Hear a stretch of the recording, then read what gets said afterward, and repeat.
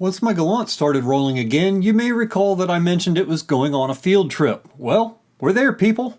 First stop on its itinerary is Performance Autosport in Richmond, Virginia, because they have some very unique capabilities that I not only want to use, I want to showcase this for other auto enthusiasts and restorers. We're going to look this thing over, introduce you to the process, and get busy.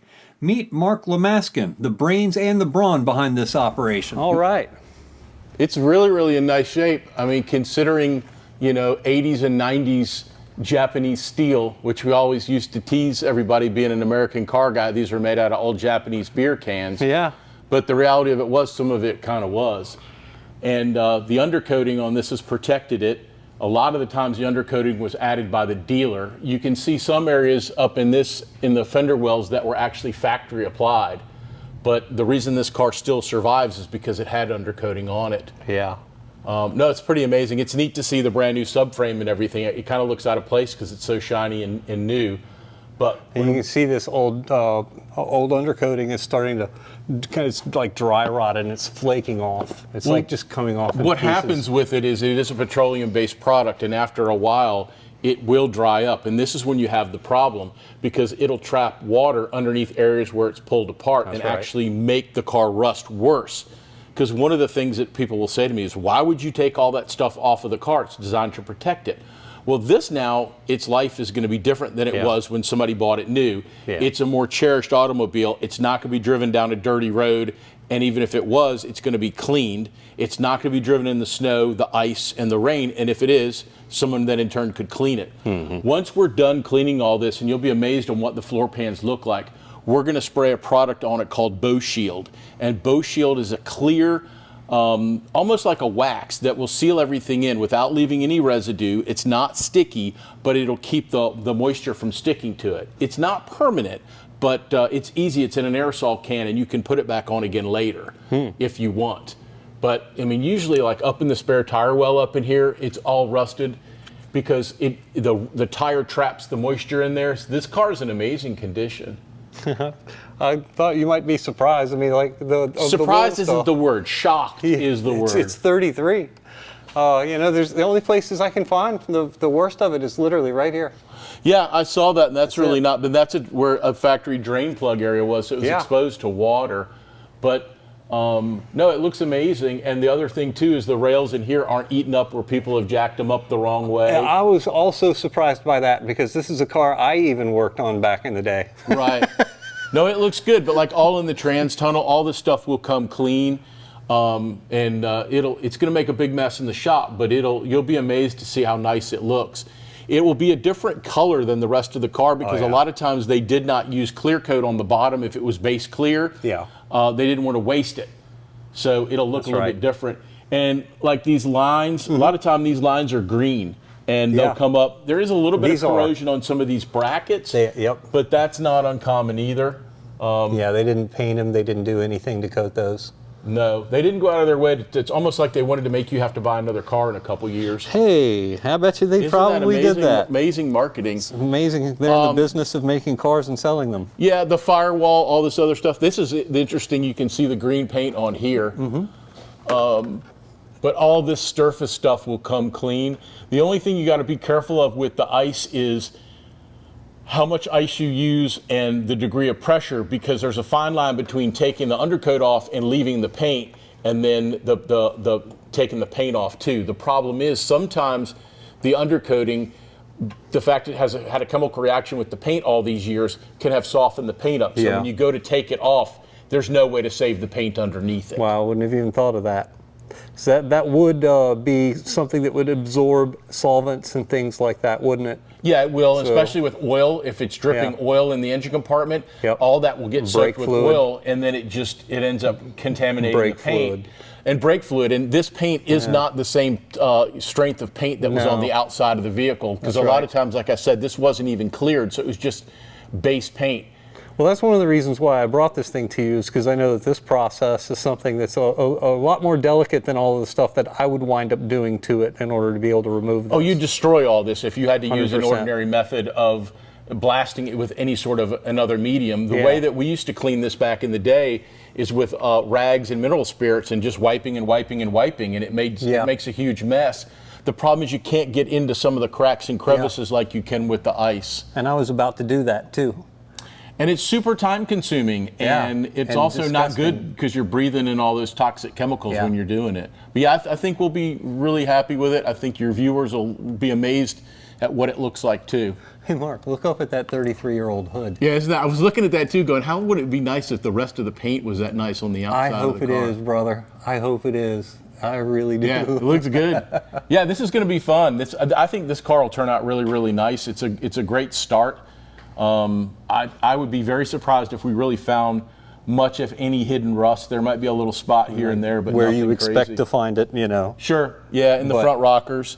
Well, I did an Evo not too long ago, and it was the same thing right here because people were lifting it up and they crushed this area, and therefore it took all the protection off. Yeah. So that's why it rusted there. That happened on my GSX, and that's something I get to repair on that one. I have a feeling you'll get to see that one too. Well, the other thing that people do too is they'll put an aftermarket mud flap on cars and they drill into it, but they don't do anything with the area they drill into. So the screw rusts, then that area rusts because now you've penetrated the sheet metal, and it might take 10 years, but it will certainly screw stuff up. Yeah. But yeah, it looks good. We can have to get started, get all suited up. Yeah, man. Get everything going and shoot some really cool video. Heck yeah. So you don't have to supply the cooler or anything, right? They give you the cooler. Well, you rent the cooler. I gotcha. So as long as I get the cooler back to them by the end of the month, I don't get charged $67. This cooler is actually about $700 or $800. Holy cow. And it doesn't totally seal. Why is that? Because you didn't spend $1,600? No, because what is this? Oh, I got carbon dioxide. So it's constantly expanding. gassing. Yeah, it's gassing out. So if you seal it up, it will just blow up. Yeah. That's So what we do is we put cardboard on top of it and everything, try to insulate it as much as possible. Gotcha. So people always ask, what does the actual dry ice look like? So we're going to scoop a little bit out. It's in a plastic bag. I don't want to waste too much of it. But what it's technically called is rice. And the reason it's called rice is because it's small little pellets like this. And then the machine actually cuts it up and makes it even smaller. But if it's much bigger than this, it'll jam up the machine. So you can handle dry ice as long as you don't let it sit in your hand too long. Even through the rubber gloves, I can hold it for a little bit, but it's gonna get really, really super cold. It's about 105 degrees below zero. Starts stinging. Yeah, the best part's when you accidentally get a piece that goes under your glove. It'll wake you up. But what the machine does is it actually takes these particles, depending on how you have it set, and cut it up. And you can determine the size of the dry ice, the pressure of the dry ice, and the volume of the dry ice. So, and then this stuff is $1 a pound. So you don't want to go wasting it. The machine, typically the speed I have it set at is 1.5 pounds a minute. So it burns through a little bit of ice. But yeah, that's the dry ice. That's crazy, man. So you get that locally here? Yeah, locally, the same people you buy welding gas from, which is Robert's Oxygen. We have to order it a day or two in advance to get it. The biggest issue that we've got is the dry ice itself, as it's constantly gassing, it works less efficiently the older it gets. Okay. So if you have this ice, I've had it last a week before it gasses out, but it doesn't get the same end result. So if you've got something like this car that's got undercoat on it, you want the coldest, best dry ice you can get. So you want to do it as early as possible once the ice is delivered. Okay. Now, so the ice is basically delivered at a colder temperature than dry ice is stable. Am I right about that? I think dry ice is usually like 40 degrees below zero at the grocery store. But right. This is much colder. Well, this dry ice is 105 degrees below zero is what it is. Okay. And there might be different dry ice variants. I'm not that proficient in dry ice technology, but the machine itself, that's what this takes. Okay. And you can get blocks of dry ice too, but obviously the machine has to be prepared and right. Yep. The machine spins it, puts it in there, cuts it, and then distributes it. Okay. And you also can't leave the dry ice sitting in the machine very long because it'll freeze the machine up. Yeah, I see it evaporating. It just gasses right out. There it goes. Or you can throw it in some water and it does like the Halloween effect. Ooh. Yep. Spooky. But this is the one controllable thing that we have other than the time it takes to get it done. Excellent. Because this tote will hold 570 pounds of ice. Wow. So that's about $650 to $700 worth of ice. Should I just bring all my cars over Yeah, now? we'll Okay. just do them all. We'll put some beer in here too. The ice itself is, I mean, it's super heavy, so you got to get a truck that's got the lift on the back of it, because I can't go pick it up. So it's $52 to have them bring it too. Okay. So, yep. Good deal. But that's the dry ice, and this will do magic. We'll show you in a little bit on the bottom of the car. That's the dryer. This compressor is no joke. It's a Kessler screw-type compressor with a dryer and a 400-gallon reserve. You hear the dryer buzzing, that's what Mark was talking about. You don't want any moisture in the system because it'll quickly freeze. Actually, it'll instantly freeze. You might notice there's a 1-inch inner diameter insulated air hose that's directly connected to the reserve tank, and that's what this machine takes. And if your compressor can't maintain the pressure, it's inconsistent. It's a waste of ice. Additionally, it's a filthy, dirty job that's rife with many different kinds of hazards. It takes PPE, and that PPE gets ruined and replaced. The cleanup itself has an expense, and it doesn't end once you're done with all the blasting. Beyond frostbite, potential skin removal, fallout from the materials, maintaining your eyesight and oxygen levels, look, just protect yourself if you ever do this, okay? Dry ice is frozen carbon dioxide that sublimates immediately on impact in this process. It expands 854 times its solid volume. It's safe enough to breathe, but the things that you pulverize and remove from your car aren't, so a respirator is an absolute must. You just leave the bay door open and, you know, carbon dioxide's heavier than air. It's going to leave on its own. And I noticed the grass around the office park is the thickest, greenest grass I've ever seen. It's extremely well fed. But anyway, the more of yourself you can cover up, the better. Just like filling the machine, operating the equipment once you're covered and everything's on is really easy. It's just time consuming. It's a lot of time under the car. What's difficult is learning what you're doing and figuring out what to look for in the cloudy fog of sublimation that takes place while you're doing it. With wide open areas on a dry day, it's really not that bad. You can see this really well right here. But add humidity and recessed areas together with heat and humidity and you won't see anything at all. This spot's great right here, and we're moving at real time. Mark started light on the settings to see how it takes to being blasted, but this is about what you're going to see in optimal conditions. Here's what's notable. These panels get washed and sandblasted constantly by road debris and weather their entire lives on the street. Most of this undercoating here is super thin, and there's no rust whatsoever on it, which just makes me happier and happier the more I watch this happen. You can see it removing all the dirt, all the undercoating, and it's leaving the paint intact. That's the factory primer. It's staying. This process will restore a rust-free panel right back to its painted birthday suit. If you don't know what the state of the metal is on a project that you're undertaking because it's covered in undercoating, this is the process that will quickly and completely reveal it. So in 2 minutes, just in 2 minutes, you did that. That looks fantastic. Look how clean that is. Yep. And see, normally I would have stepped into the camera and hit this side, but I didn't want to get the view of the camera. That's all right. As long as we can read it. You can blast most everything clean of foreign material pretty easily, but there's some stuff that you can blast, and there's stuff that you just can't. At this stage of the game, I don't know what any of these things are. So for my immediate goals, I've actually got it really easy right now, only having to watch, film, and listen. You probably don't even realize it right here, but we're moving at 200% speed. It looks exactly like it did at 100% speed, doesn't it? Yeah, well, it took twice as long, and we're going to make a whole lot of this look easy today. It certainly is easier and less toxic than all the manual methods, and there's absolutely no doubt about that. Works better too. It's kind of neat to see how it's like washing off in condensation. Well, it's because it's freezing it and it's warming up, and that's what's causing the condensation. Okay. That's wild. Can you see up here with the camera? This is like automobile archaeology. You get to peel back all the layers that accrued since its creation. And you heard how Mark mentioned this is a petroleum product, so naturally it's going to behave like one. Over time it fails, and different areas are going to fail differently depending on a multitude of factors. No two cars are going to be the same, especially not from the 90s era. Fluid leaks can thin it out or change its consistency, heat can dry it out but not quite like a fire will.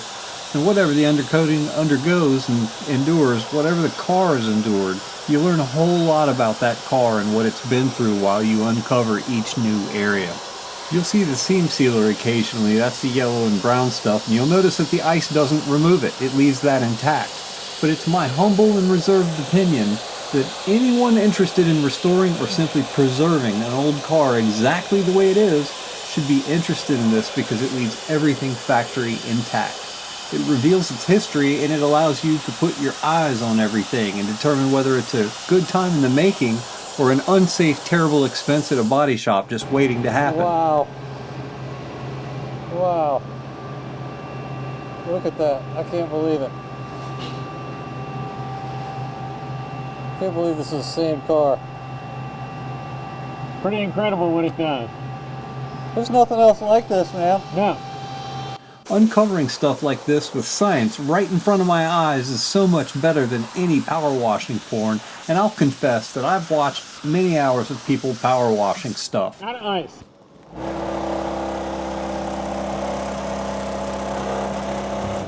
That sound you just heard is the mating call of a dry ice blasting machine. You want to do the fender wells? Sure. All right, I'm going to bring the car down. It makes that sound at least once every minute while you're in ice mode in hopes of attracting a mate to freeze itself to. No, it's just, if you hit it, see like it's taking some paint off, because the paint was soft underneath the undercoat. Yeah, I kind of expect that to happen in places. Yeah, we'll do right here. We're going to be honest from time to time about what we see here just because it saves time, and I doubt that I'll bother editing any of that out. We're both straight shooters. If it's not exciting, we're going to tell you. Yeah, it's just this stuff isn't as thick as it looks. It's really not that bad. Yeah. So that area looked good when it came clean, but the rest of it wasn't that exciting. Yeah. All right, let's put it back up in the air, and then let's hit that bottom piece where you can see it. See? I told you we'd tell you. I mean, nice wheel well and all, bro, but let's do the thing to the driveshaft tunnel where several hydraulic leaks from this car's rear steering caused a couple of fires. What wasn't cinched and crusty was saturated with hydraulic fluid, and my power washer removed most of that undercoat, but my 2100 psi power washer, scrubbing, simple green treatments, it couldn't touch the vast majority of this. All the funk you've seen is what it couldn't do. Arms are getting tired. You need some help? You want to do it? You want to shoot? I'll suit up. Just put some rubber gloves on, or just put those mechanics gloves on so your hands don't get cold.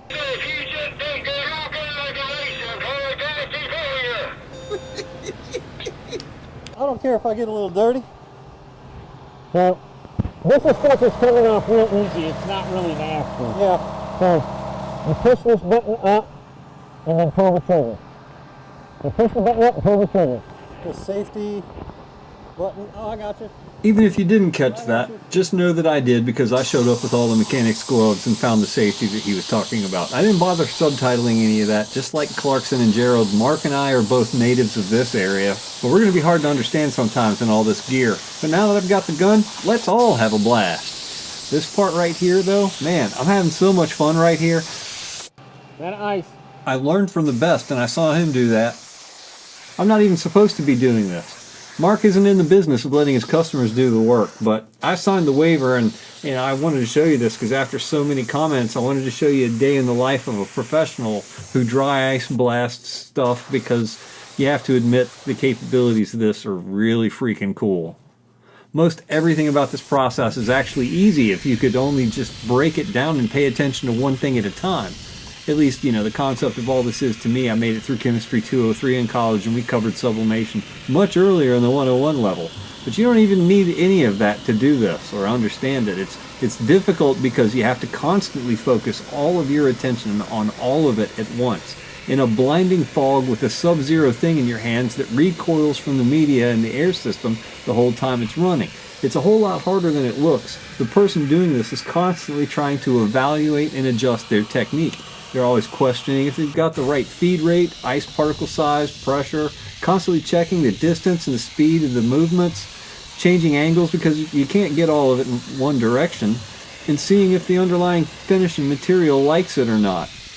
Plus watching out for all the kinds of things you can't afford to blast, like labels, electrical tape, some types of wire loom, some kinds of rubber, and as you see in a few places, there's a soft paint issue, meaning that There's base coat overspray on an otherwise primer coated panel, and there's no clear coat on it to protect it. You don't have to worry about most kinds of wire loom or the electrical connectors, but if you linger on an insulated wire, it could strip the insulation right off. Plus, the thick insulated hose on the gun isn't just heavy, it also freezes stiff. It will freeze to you while you're working. It does not care. So can the gun. You can actually frostbite on a hot summer day doing this. You need insulated gloves. The whole gun can freeze up on the outside, causing it to lose efficiency. And you'll see it frost over all over the outside when I run it hard enough without warming it back up. You have to do that occasionally by running air through it. So you can't work continuously even though the compressor does. You're also evaluating the health and efficiency of your equipment. It's a lot to focus on, and I'm glad I get to accelerate this for you. It's still every bit as interesting to watch fast. Antique JDM archaeology in the works here. This is where you get to fully see exactly what kind of car that I'm restoring. This is what number 1229 is. That continuous observation, concentration, and physical coordination with a bin full of ice that takes 9 hours to go through will absolutely wear you out by the end of the day. Mentally and physically, and anyone who's power washed continuously with a gas-powered 2500 psi unit for a whole 8-hour workday has got a good idea of the physical effects that you'll feel the next day after wrangling this kind of wand that produces thrust and recoil. You will feel it. You will feel it afterwards, but it's the mental balancing act, trying not to damage anything while working efficiently with your face even closer to it, that makes this so difficult. It's 9 hours of extreme close-range focus to use up all that ice. I'm spending $2 per minute only in the media cost while this operates. And this is, the most important thing everyone needs to understand about this process before they begin is it takes however much ice it takes to do the job. You can't predict this. Undercoating has a lifespan, and its fight to hold on varies depending on several factors, including where it is in its timeline and what it's been through. So if a job takes a lot of ice, at 2 pounds per minute, it also takes that much more time to finish it. You're also removing that much more material on the big jobs. The longer the equipment runs, it makes that much bigger of a mess to have to clean up too. Finishing the car is just the beginning part of this job. This is fun as shit. Wow. I'm going to slow this back down to real time for an example of what I mean about the life cycle of the undercoating. This is one of those areas where somehow undercoat ended up behind the gas tank, out of the way of the wash from the tires. A human being was conscientious enough to go through the effort of spraying here, and that's just awesome to me. This is pretty well preserved because it didn't even pick up the reflected UV rays or nearly as much wind tucked back up in here like this. With the exact same settings that worked perfectly everywhere else, this area doesn't want to let go. It's at an earlier stage of its life cycle. I choke up on the distance to concentrate the wash, and still this stuff really doesn't want to budge at all. Change my angle? Nah. Even when I slow down, it does make some progress, but very slowly. So in this area you can see how I'm going to spend more time, use more ice, more air, mo money, and make mo mess because mo of it gets airborne, coming off in teeny tiny little pulverized particles instead of big dried out flakes. Why is this so stubborn? You're lucky whenever it comes off in chunks and flakes, You get to move a little bit quicker in those areas. Old abused undercoating submits much faster, but this softer, fresher stuff is more resilient. If all your undercoat's in this good a shape, you'd probably want to just leave it on there and just fix any bad areas you might discover. But you typically don't get so lucky on a car as old as this, not unless it's spent its entire life indoors.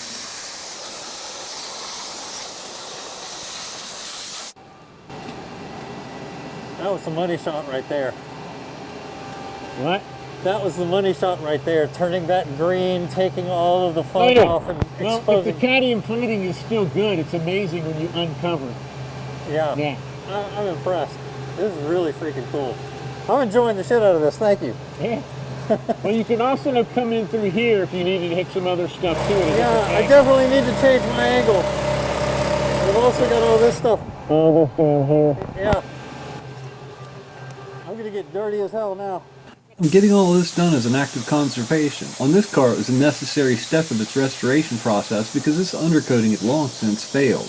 It was just a well cared for car along the way, and thank you to all who curated this one, really. Now the other thing too, you got to be careful that you don't get too close because Yeah. see how you took the paint off? I saw that. So you got to keep a little bit of a distance, work it back and forth, and if it looks like it's starting to take the paint off, then pull it back. Okay. Yeah, a lot of this paint is soft, like you were saying. Yep. A lot of it is. I almost feel like that's overspray.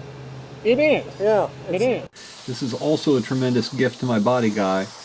We can quickly make our best evaluations of what we're going to do with it next. He's likely going to pretend that he's unimpressed by my efforts and give me a congratulatory, like, yeah, it looks great, man. But anyway, the plan is for us to do our thing, and then we'll seal this one back up again with a more modern and serviceable alternative of an undercoating. It'll show extremely well, and if you're new around here and you haven't picked up on it yet, I do actually care what this one's going to look like underneath once it's finished. And I really couldn't wait to see beneath all of this, and see how all the spot welds and the body seams looked. I turned the pressure down 10 more pounds because it seems like it's cleaning without having the extra, so it shouldn't mar the bottom of it as much.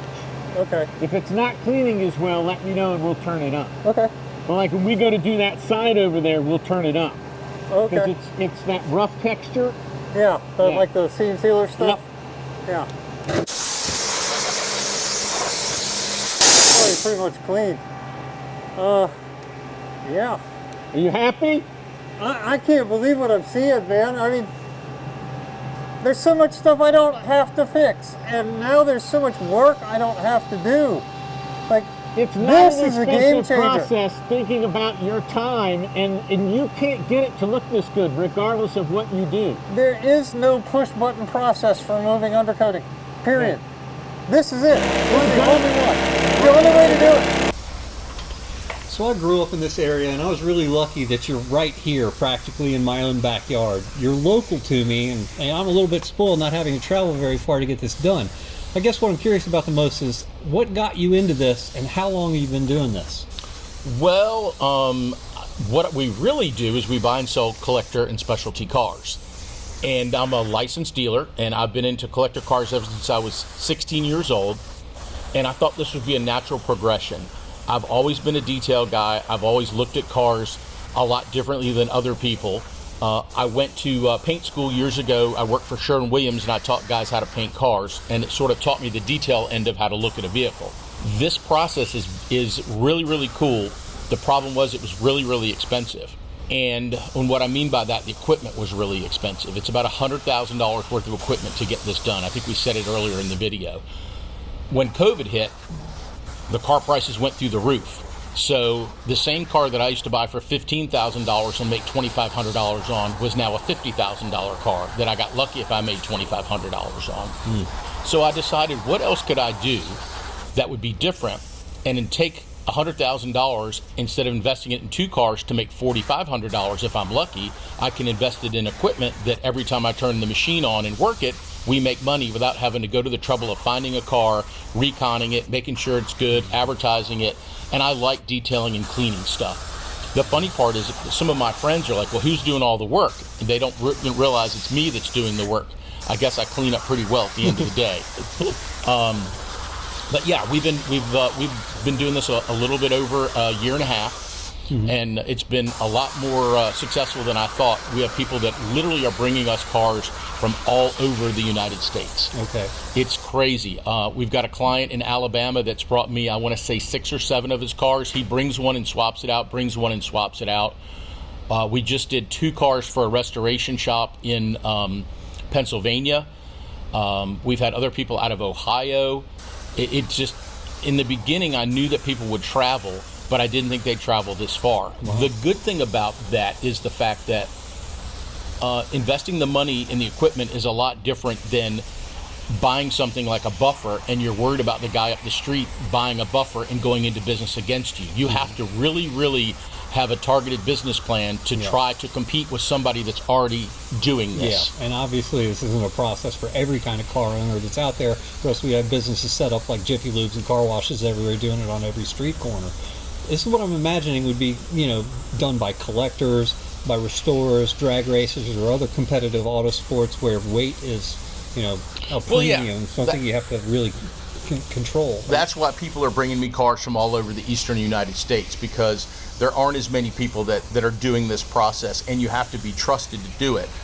We've done, 355 Ferraris, Lamborghini Diablos, Porsche Turbos, stuff that you don't want to take your car to a shop that some 15 or 16-year-old kid is learning how to use the ice equipment on your particular car. You got the quick, this is what you're supposed to do, and you even messed one little spot up on your car even after you've been doing it for 2 days. It happens. Sure. But you have to be really, really careful. The motorsport guys are interesting. We've taken undercoat and sound deadening out of a few cars. You can save as much as 20 pounds on a car between taking the sound deadening out and the undercoating and everything else. And if you get a car, we used to run a car in American Iron, and the Miata guys used to give us hell on days just driving around because it's an inertia car, and they handle great. Well, 20 pounds in a Mustang isn't as big a difference as it is as 20 pounds in a Miata. That's right. Okay. So some of those guys will spend the money just to get the car lightened up. Yeah.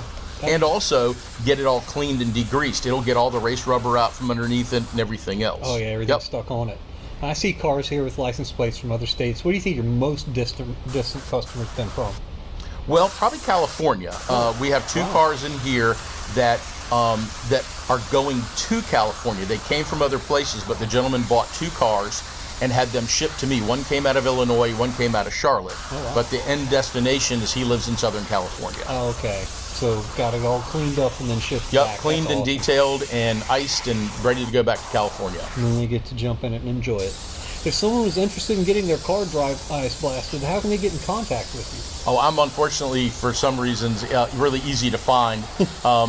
And my phone purposely turns off at 10 o'clock at night. We have customers literally all over the United States. Nice. My website, performanceautosport.com, has all my contact information on it, including my cell phone if you really need to talk to me, which is fine to give me a call. I can't always answer the phone. We're on Instagram at Performance Autosport, and then also Facebook's Performance Autosport. And then my email is real easy. It's mark@performanceautosport.com. Wow. Okay. I'll put all that stuff in the description to make sure that any of you out there that are watching this that are curious. Mark's a great dude. He's a straight shooter.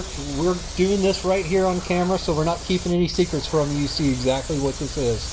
But, reach out to him. Get in contact with him. If you've got a car or you got something out there that you want to restore or bring back to the way it was when it was made, you know where to find him. For parts also, one of the other things that we do is we have people that will literally bring us a box of parts. They have the engine all apart, and that's the best time to clean all the aluminum parts and the bits and pieces. So we can also do that. That's pretty cost effective. And you and I blasted an intake manifold, and I know this carbon doesn't stand a chance. No, it comes right off. And same thing on right pistons and everything else. It's sometimes hard to hold the part when you're shooting it with 100 PSI. Oh, yeah. But because you can't always put everything into a vise. But we clean parts. You can clean floor mats. You can clean interior car parts, seats, get smoke smell out. That machine's got a setting for everything, doesn't it? It's got a setting for everything. Yep. As long as I got the ice, we can do it. Amazing. Well, thank you, Mark. Appreciate it. And I'm glad that you let a ruffian like me into your shop.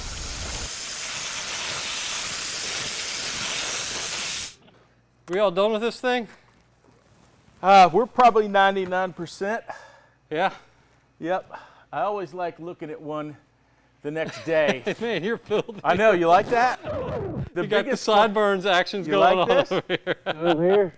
Oh my goodness. Well, that just means that the respirator's sealed up. Oh, that's So that's the big thing. One of the biggest questions I asked, other than what other movies have I starred in, and that was just to pay for college, so I don't really like to talk about that, is where does all the dirt go? And it either goes on me, hence the Tyvek suit, or it goes on the floor.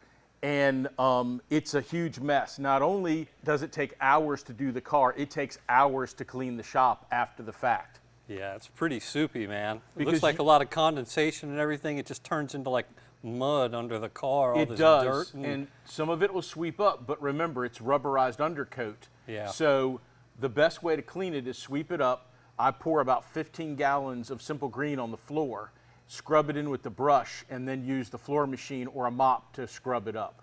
Wild. Yeah, that Simple And Green would cut it. You have to do that Takes after the every degreaser. job. Plus, I can't get into a nice car with an interior. Luckily, this No. has nothing in it, but Until it's clean. Right. Because you'll track it right into the car. if I stepped in that and then got into somebody's floor mats, it would be terrible. The other question that I get is, can you do this in a shop with like the welding curtains? Yeah. Absolutely not. This is wow. a dedicated shop that is separate from what I call the clean shop. And the dust gets everywhere. When you're doing a car like this with Undercoat, you can be spraying up to 120 PSI. So it blows stuff everywhere. Everywhere. And- And I see that, man. It made it all the way over to the compressor over Yes. there and beyond, I'm sure. The air filters in the compressor get cleaned. The air filters in the HVAC get cleaned after every car. So there's a whole process involved. It's not like Earl Scheib, you're rotating them in and out. Yeah. The shop has to get cleaned. It's very expensive equipment. You have to be able to take care of it just like your camera equipment. Yeah, oh yeah. But Thanks, yeah, man. that's where all the dirt goes.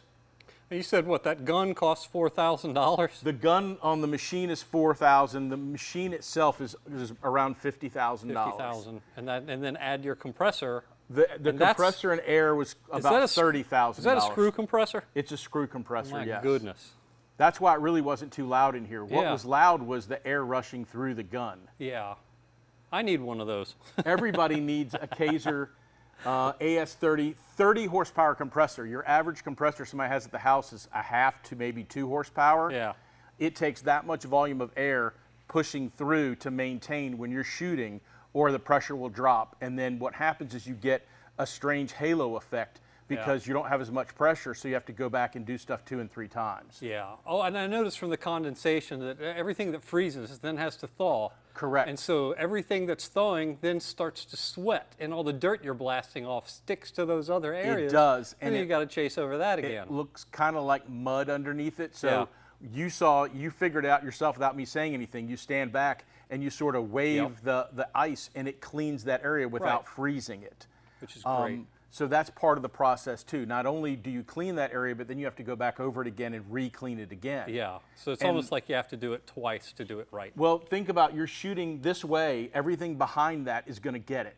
Yeah. And then you have to, if you noticed, I'm switching angles because you're shooting something and something under the car has got ribs, you're only getting part of it. Right. So you have to go to the change other your angle side and hit hit from it. the other angle.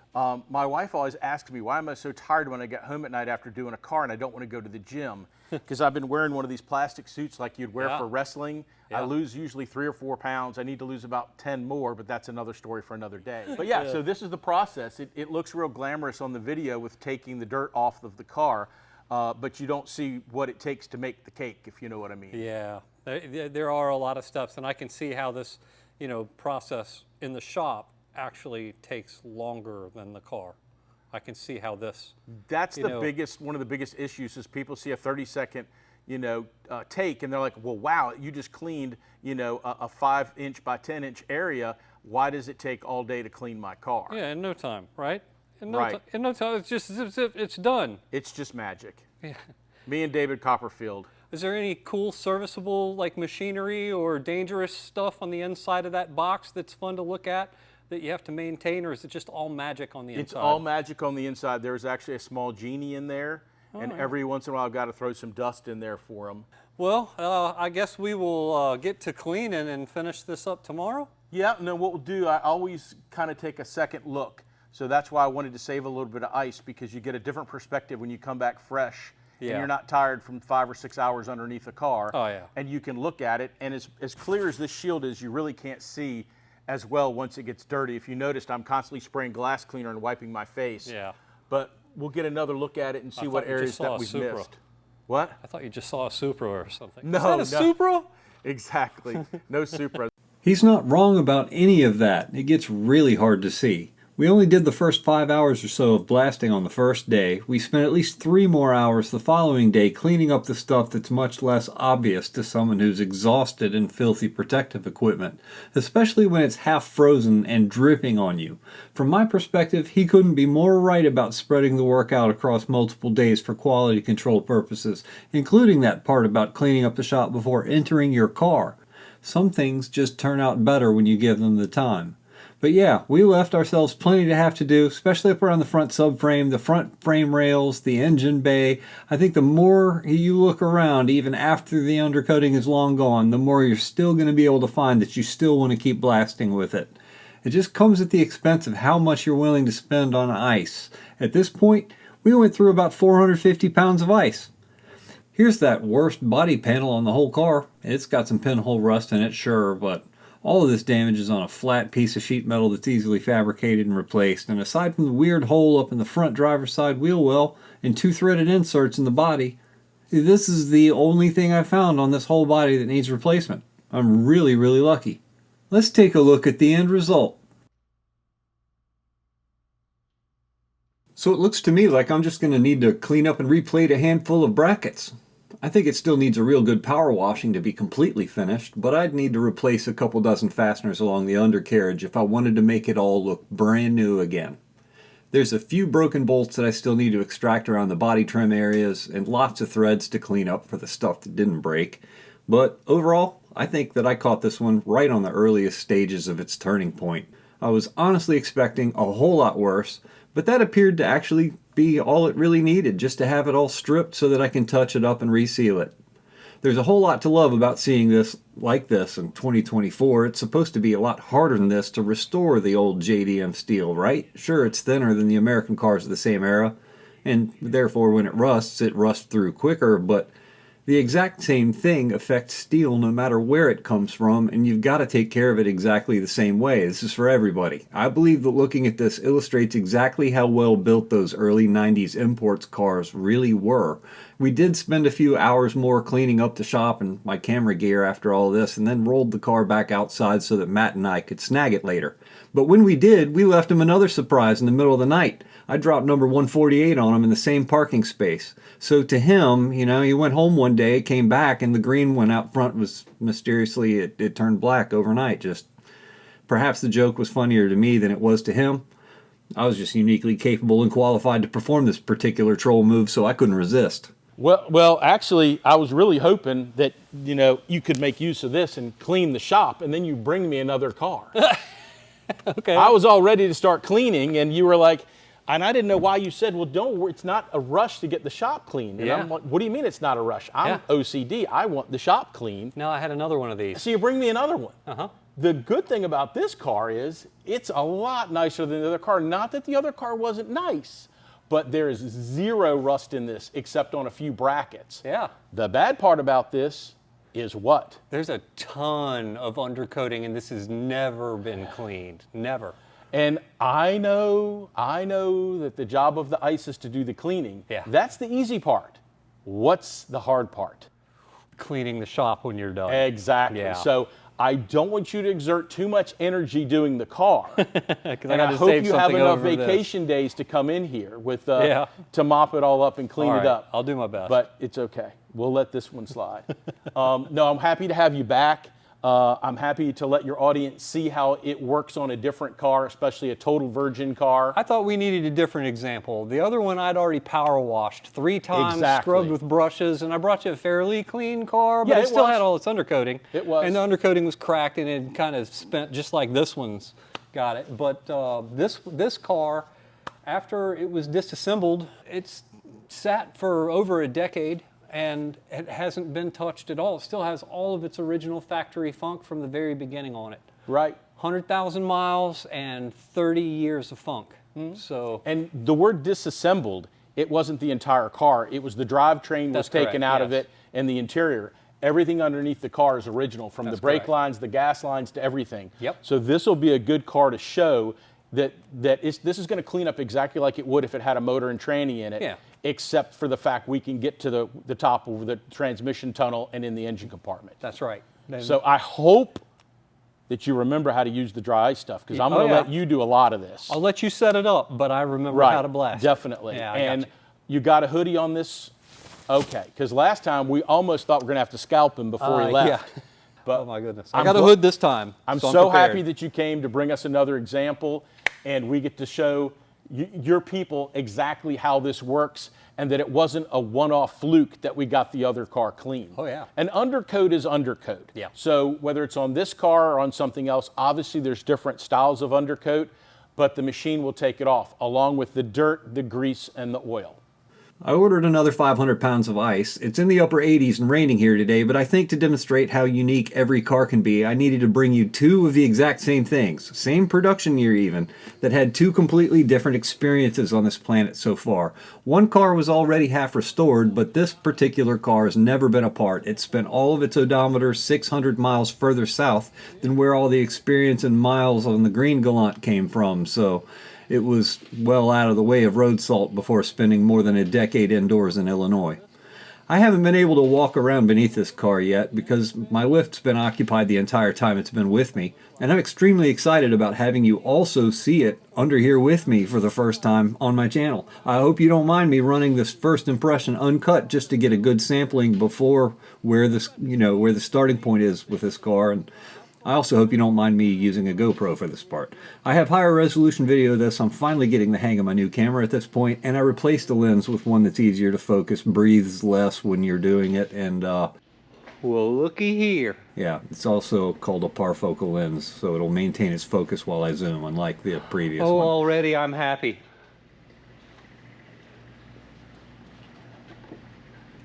Something got squished right there, but everything, no, that's just the undercoating. That's just the undercoating dripping. It's not squished. Interesting. The frame rails are perfect. Oh, you're going to be so busy with this one. Oh yeah, there's a lot of undercoating on this car like nobody's business. Well, let's hope it pops off. I hope it comes off easy. This car really does look nice underneath. It's going to look really good once the undercoat's off. Oh yeah, it's really done its job at protecting it. I can tell because most of it is still stuck on pretty good, but you get up into the wheel wells and it's all just like dried out and cracked, and I think that's from that Georgia heat. Remember, it's a petroleum product and Yeah. it will dry out.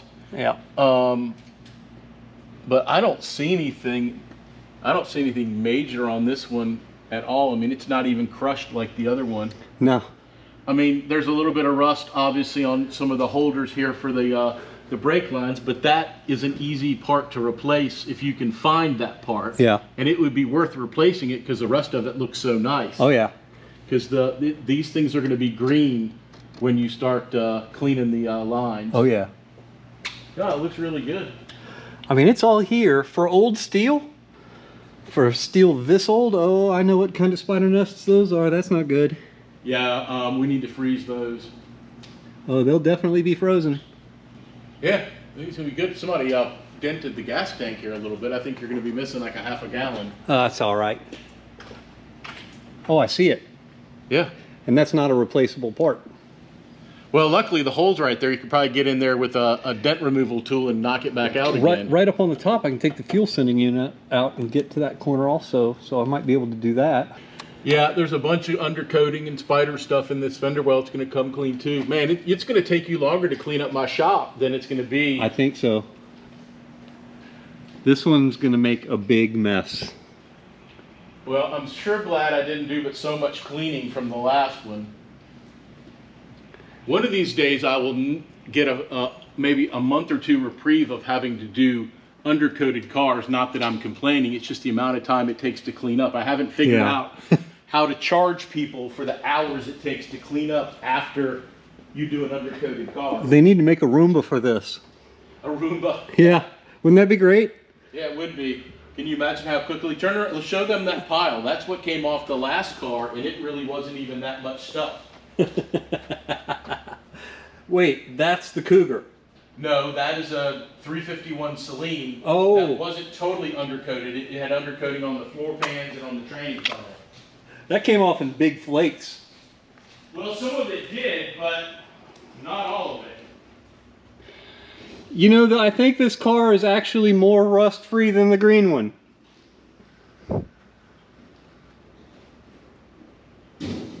Oh, the last car that you brought over? Yeah. Oh, definitely, without a doubt. I don't see, the only thing that has any rust on it on that car are the brackets and some other things like that. It's no chassis rust. Somebody did squish it here with a lift.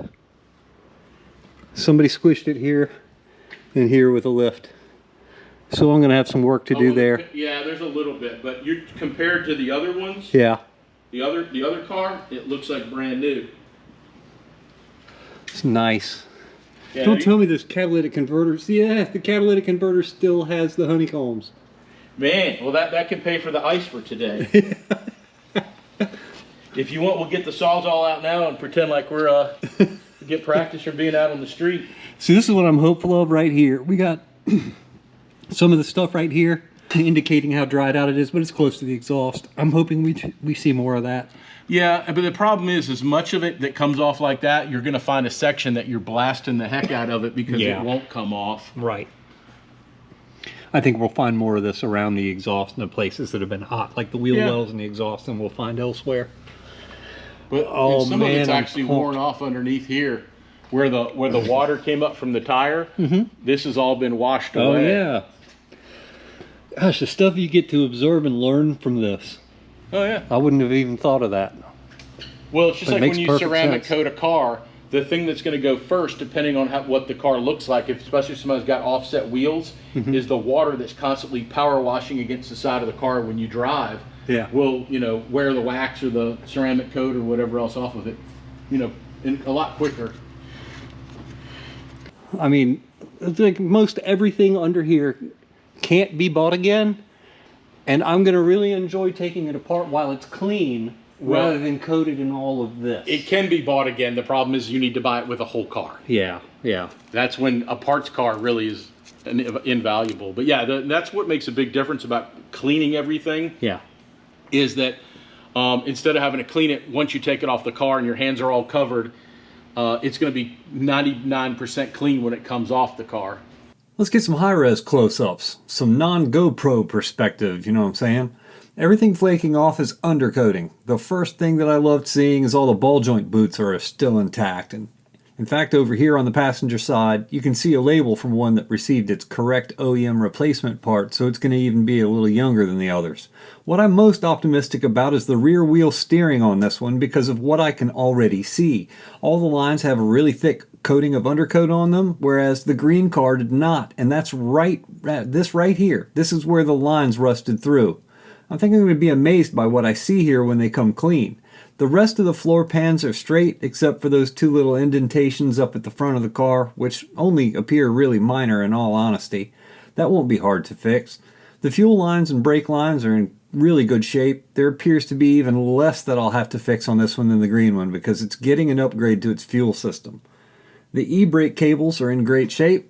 You can see the undercoat letting go there. The subframe components aren't rusted. It's all here, practically mint. The pinch welds along the body and the lift points are all perfectly straight too. This is remarkable. If only the body on top of it looked this nice and straight.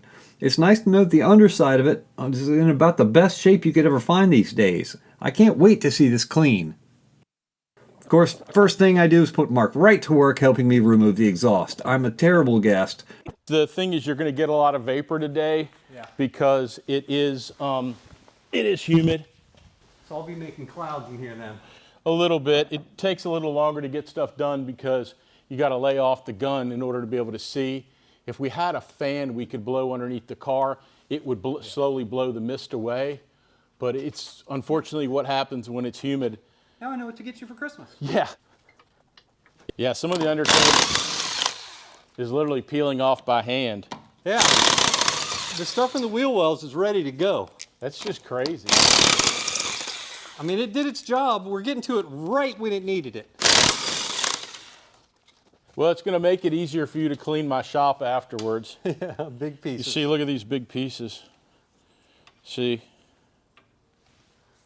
And what people don't understand is that this stuff's not designed to last forever. Yeah. So if you do have a vehicle and you do drive it in bad weather, just because it was undercoated when it was new or, done 10 years ago, you should still look at the bottom of the car and then reapply this if you need it, because the product does work. And like I've said before, we're taking it off the car because people want to make the car like a show car or how it was when it was brand new. But anybody that's driving a car on a regular basis is going to need to do something for rust preventative, because these cars will still rust. Yep. I'm going to test and see how much pressure we need.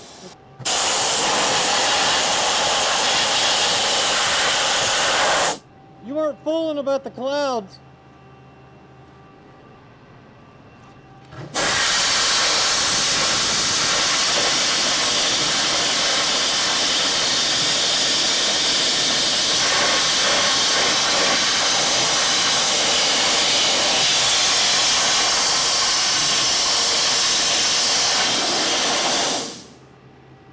It doesn't seem to matter. No.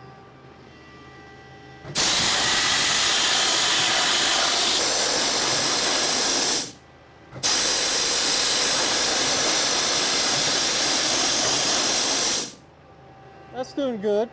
Yeah, Yep. man. All right, if you need to bump the pressure up, Yep. you hit this button. See that? Yeah. Rotate that over and then turn the pressure up. Okay. Doing 80 psi. All right. Good times.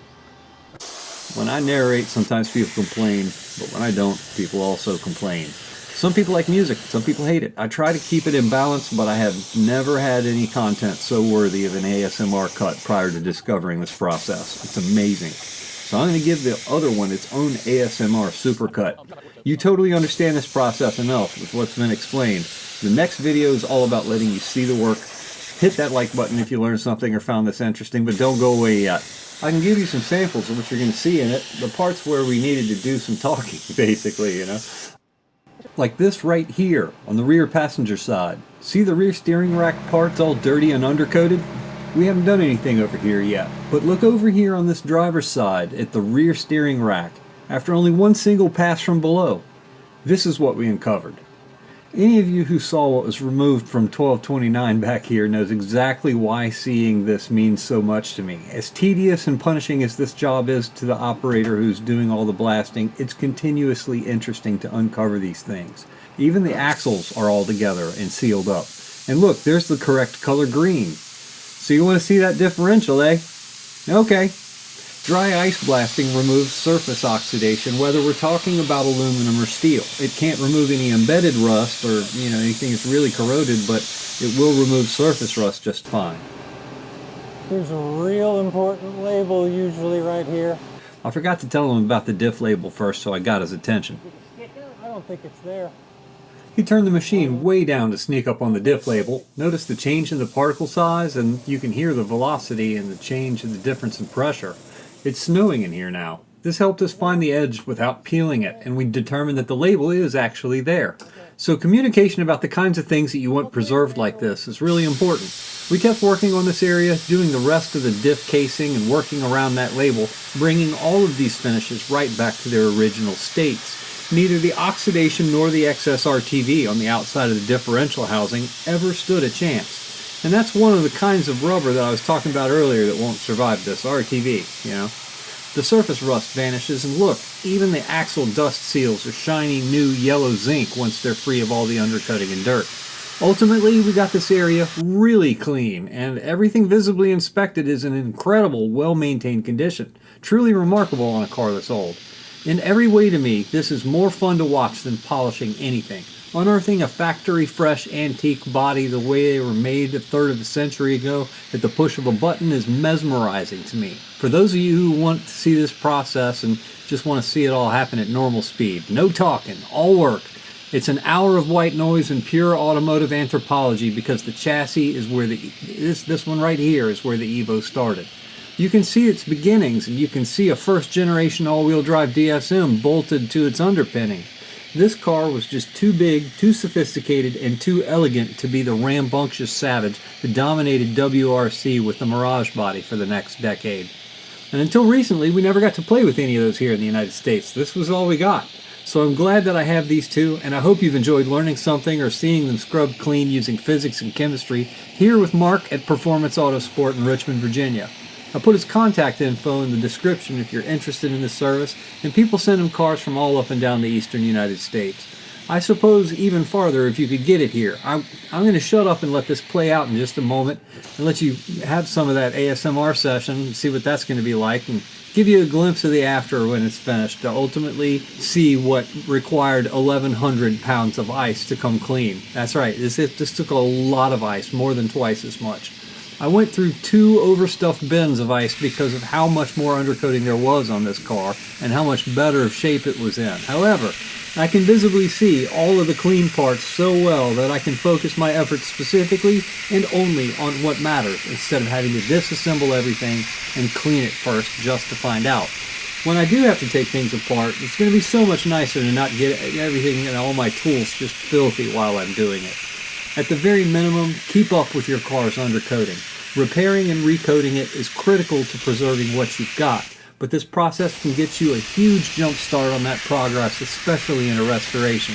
It can teach you everything that you need to know about whatever it is that you're restoring. So if you're restoring a car, for the time and trouble doing this saves you in the long run, it's worth every single penny you're going to spend on ice. The green one took about only 450 pounds.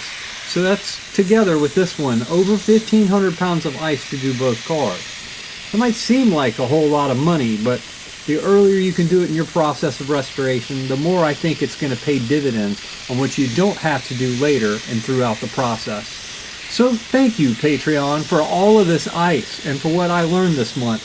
They bought every single grain of it and even sponsored the ASMR video coming up next so that I could limit the ads.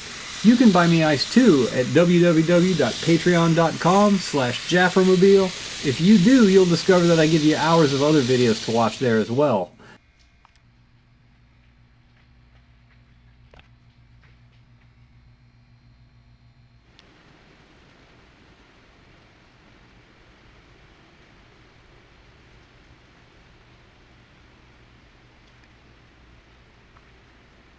This is all real time here. We've got the scale.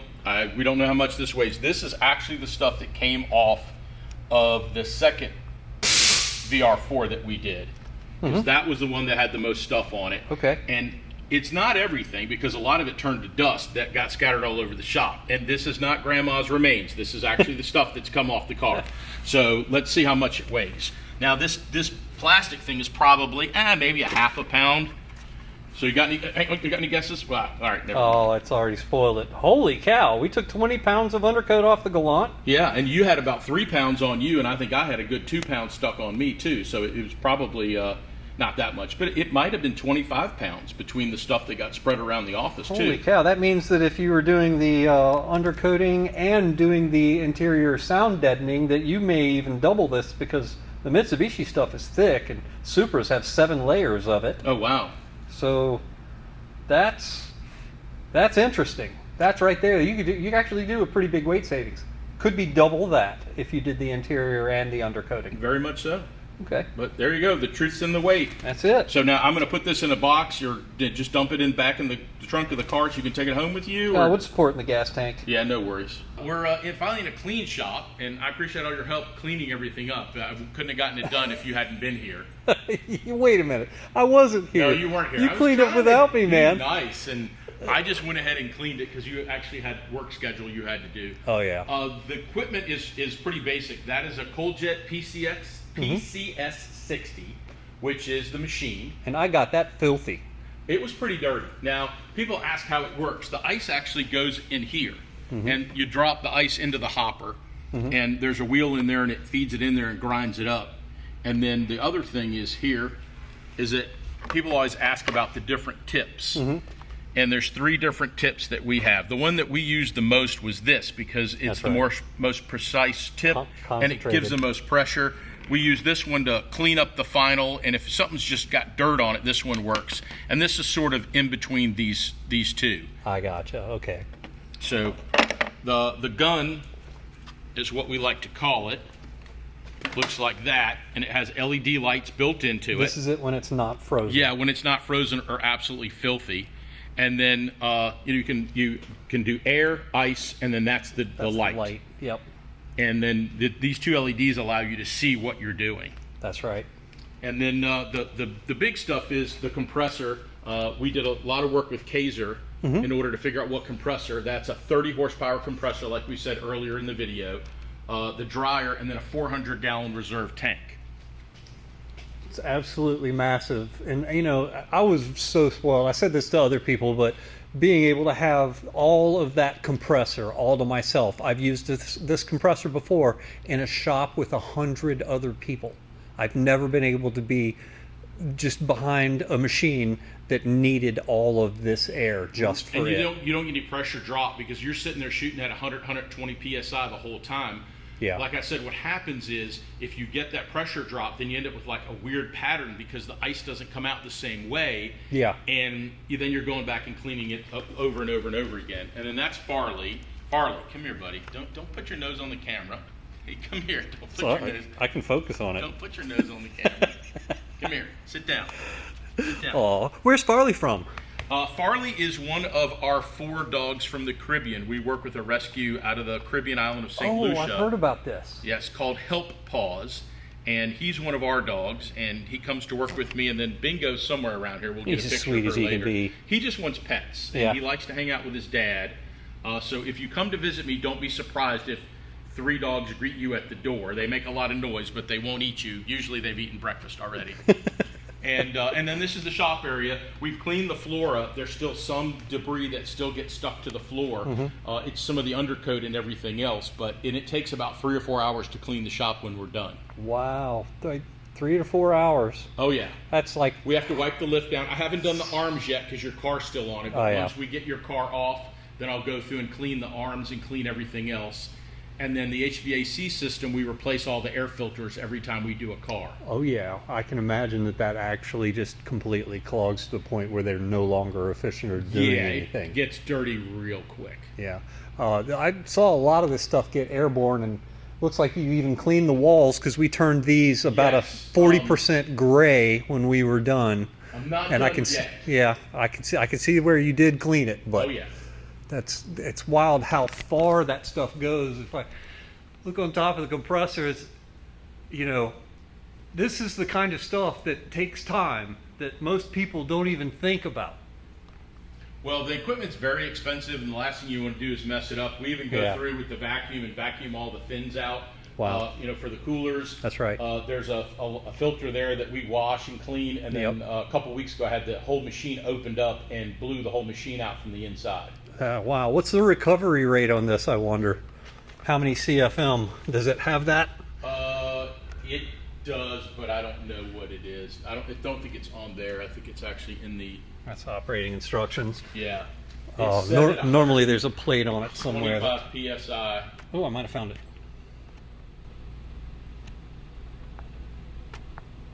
One of my buddies was the Kaiser rep up in New England, and he said, this is what you need to buy. And it's really funny, we were at the SEMA probably 15 years ago when they first came out with these screw compressors. And I said, one of these days I'm going to own one of these, because it was literally running when we were sitting there talking to the sales guy. And in my wildest dreams, I never thought I'd buy one.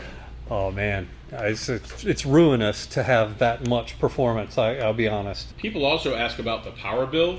It's really not too bad. It's like $250 a month for this side. We don't run the air conditioning when we're blasting, just because you need to have the door open and have the extra airflow through. And the compressor is vented to the inside. I need to vent it to the outside. Okay. And so it puts heat in the building, which is great in the wintertime, but the summertime, you're just beating the air conditioning to death. Yeah. And it doesn't really matter. You're wearing the Tyvek suit, you're going to be sweating anyway. Oh yeah.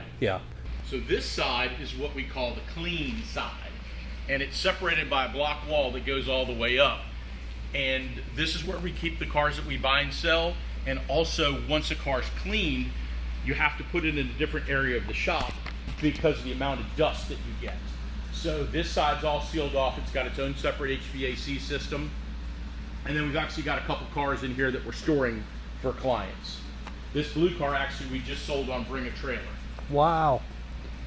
Well, this is that 351 Celine that you were mentioning that left undercoating in there between our jobs. Yes, so we did this car in between the 2 jobs, and that's also an S351. The white car, that car's got 4,000. This one's got about 18,000. Wow. 4,000? 4,000 miles On the white one. Yep, those are the kind of cars we specialize in, is finding the obscure, strange stuff. And then we have a 69 you have both Yenko. the hard top and the convertible model. Hard top and a convertible. Oh, that's excellent.